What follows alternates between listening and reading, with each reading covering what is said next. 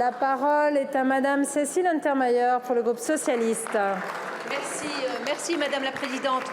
Ma question s'adresse au ministre de l'économie. L'indice de perception de la corruption publié hier par Transparency International n'est pas bon. Il situe notre pays à la 25e place, très loin derrière le Danemark, la Finlande, l'Allemagne. Selon cet indice qui est connu et bien partagé dans le monde, nous payons le manque d'exemplarité du pouvoir exécutif, un système judiciaire fragile et le manque de moyens consacrés à la délinquance économique et financière.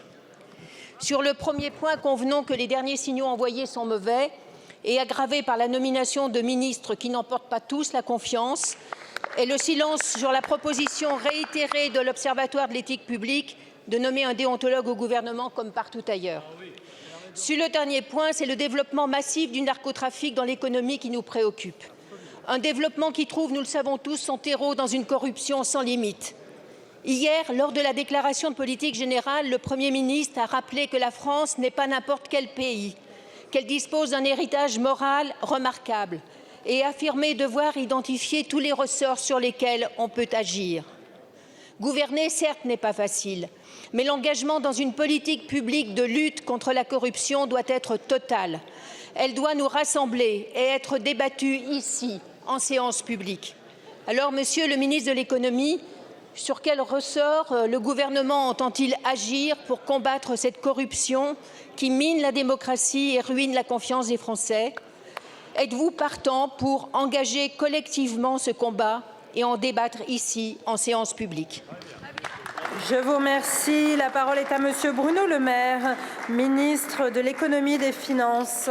Merci Madame la Présidente, Mesdames et Messieurs les députés. Madame la députée, nous sommes évidemment ouverts à avoir un débat sur ce sujet. Je partage totalement votre préoccupation et notre ambition avec le Premier ministre, le Président de la République, l'ensemble de la majorité, de lutter avec encore plus de fermeté contre la corruption. Le classement que vous mentionnez nous fait gagner une place. Ce n'est pas beaucoup, mais au moins ça va dans la bonne direction. Si nous voulons continuer à progresser, et une fois encore je partage totalement votre ambition, un pays comme la France, le pays des droits de l'homme, de la République, doit être exemplaire en matière de lutte contre la corruption, du trafic d'influence, des conflits d'intérêts dans le secteur public comme dans le secteur privé.